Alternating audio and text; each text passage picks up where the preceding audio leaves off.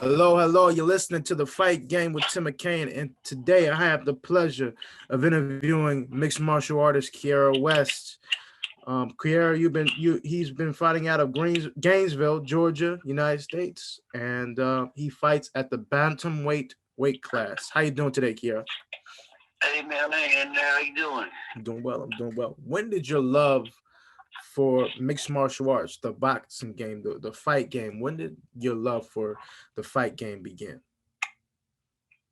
Uh, I would say it didn't really begin until probably about 3, 4 years into my career. Really? I have a passion for fighting. To me, when it first started, it was a job opportunity. Hmm. So I was taking fights to make a little bit of money, and then everything became sanctioned, so it was no longer paying people to fight. So for as amateurs. I got you. I got you. So what got you into the sport? My buddy from high school, Caleb Batten, he posted a picture on Facebook, I think it was, and it was just him standing in the corner with his gloves on, getting ready to fight. Yo, bro, how do you get into that? And then that's where it all started. I got you. I got you. Okay. So throughout all the battles that you've had, what are some of your favorite battles that you've had? Not only from the matchups that you fought over the years, but also the sparring sessions. Because I know that's where a lot of fighters, that's where a lot of the great fights happen.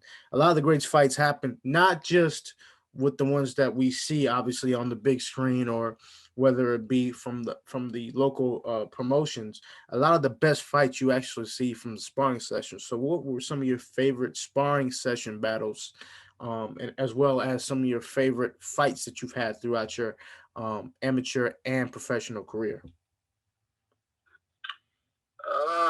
Well, as far as sparring battles, I would have to give a huge shout out to my boy Stephen Pennywise Flanagan. Me and that guy, we sometimes smacking each other in the face, just preparing for anything and everything. When I guess around about when I first started, it was usually just, I guess, me and him, we would just go at it for hours. And my boy Wesley Hanson, he helped me out a lot with my too. And as far as fights, I would say my second fight versus the Lawn Cruz, that would be, I guess, a big learning lesson for me because as far as competing on a big stage at the time, it was my second fight, and it was a big show, and there was a lot of people there. And I guess, I took that factor into play, and, the nerves got in there. So that fight, I think about that fight all the time because I was mainly nervous because of all the people around, but I adjusted to that quickly afterwards. I got you. And how did you make that adjustment? You said you were first a little nervous. Do you still have those nervousness when you first enter into the ring, or do you feel like you've adjusted to where you don't even feel nervous when you're about to enter the ring and prepare for battle? I feel like it's a little bit of everything, man. It's a little bit of nervousness, excited, just overwhelmed. But I guess I learned to deal with it the weeks before the fight even happened. I anticipated, I think about that moment. I might just be sitting at home staring a tree down, walking back and forth, pacing, just thinking about my opponent. Okay. And I guess that helps me wear myself out on the anxiety part. I got you. I got you. So let's go back to the beginning. Was there any sports before mixed martial arts that you were fond of, that you played, whether it be football, basketball? Were there any sports in particular you played? I played football and I wrestled. Okay. Okay. And I did wrestling just for conditioning for football and just to stay in shape. So was football your first love? And is football still the top sport for you, or is mixed martial arts? Which one's more important to you? Definitely not football. I didn't really play football because I wanted to play football. I played football because my parents wanted me to do something to calm down. Because I was just all over the place, rambunctious, just terrorizing, tearing up everything, and I like to hit stuff. So I guess I was scrappy as a little kid. So they put me in football to give me something to hit, and then I guess I did kind of fall in love with hitting people and outrunning people. Okay. And so, what did mixed martial arts teach you about hitting people? And yes, what did mixed martial arts teach you about being able to be in control, being able knowing when to take shots and stuff like that? What have you learned throughout the years in mixed martial arts? Uh, the fighting is very sporadic, man. You can sit here and watch a guy's videos for months and prepare for him to do this move, that move, and then you go in there and it's a whole different game plan. So, yeah, man. I don't know. I got you. And what are some of the lessons that you've learned throughout your career that will help propel your career in the future? Don't be scared to push my limits. Because there's been times I've been in situations to where, I've lost fights because I was in an armbar, not necessarily because the armbar was hurting me, but just because I was in that position and I didn't know what to do next. So I learned to be more patient and try to, I guess, figure out my body, know my body more to adjust to what kind of situation I'm in, which usually leads to me just picking somebody up and slamming them. That wrestling background, huh? Yeah, the wrestling background. Like, usually when somebody got me an armbar, I'd fall into it not knowing what to do to get myself out of it. Now I just figured out a way, to work with my body and how my body and how I can adjust just like small tweaks to where I can pull over and get halfway on. Absolutely. Well, you know what? As a wrestler, though, isn't that an advantage? Because especially, there are more wrestling champions in the UFC than almost anything else, or at least it was. What are your thoughts on wrestlers in mixed martial arts and their dominance throughout the sport's history in mixed martial arts? I mean, you got to go with what you got to go with. If that's what, and you got to do what you got to do to win. It's not a standing battle for everybody, I assume. Or, I've been in plenty of situations where I thought I would be standing and fighting somebody, and we ended up wrestling. So, I got no problem with it. Yes, sir. And what are your personal keys to success? Like, what are some of the things that personally motivate you to keep going? And what advice would you give to young kids who want to follow in your footsteps? Ooh. I mean, I guess just be a role to the community.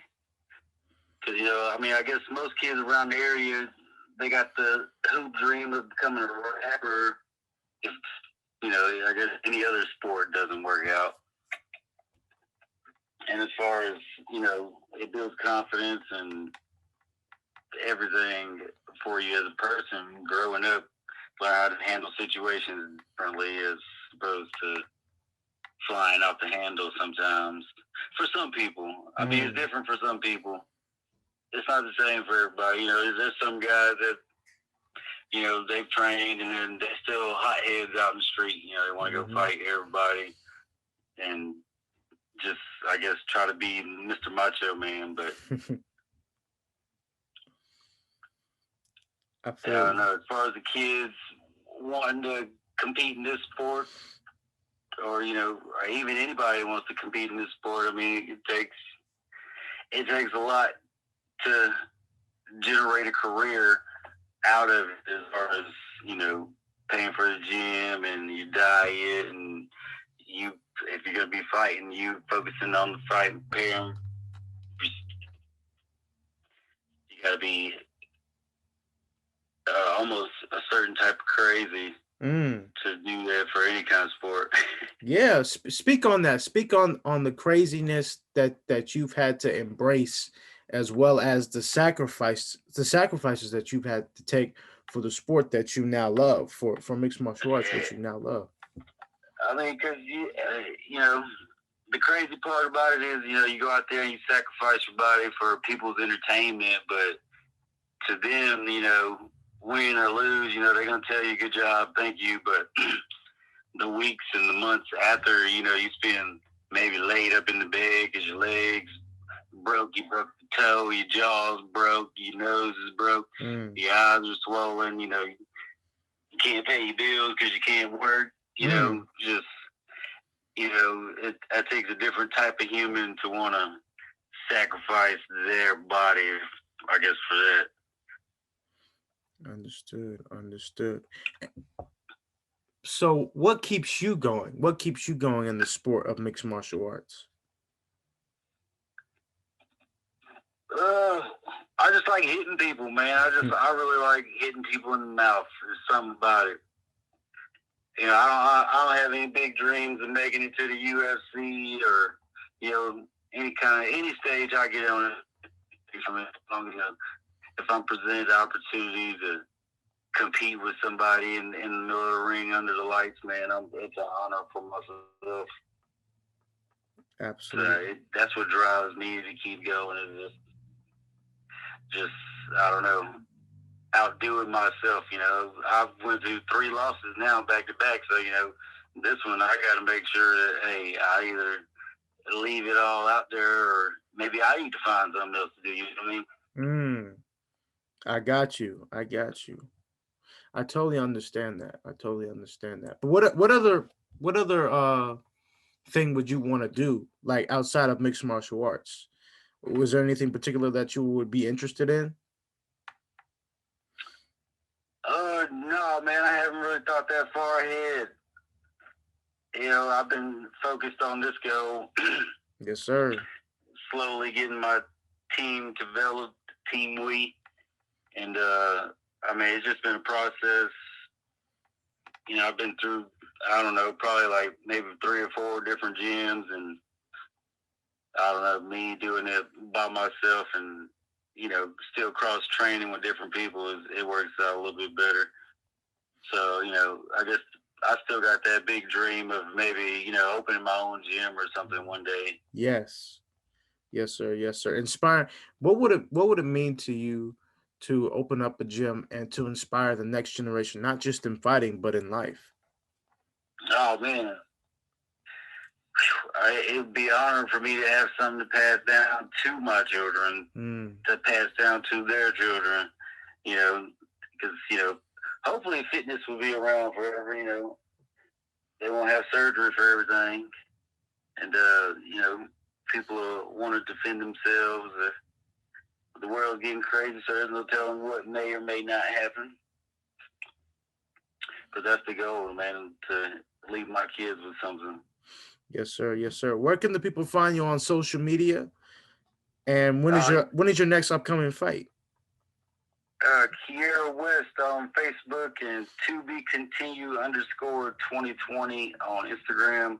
And the next fight is going to be June 25th at Tannery Row in Beaufort, Georgia. Mm. Yes, sir. Yes, sir. Good luck to you, my brother. I appreciate it. Yes, you have a blessed day, Kiara. Yes, sir. You too as well.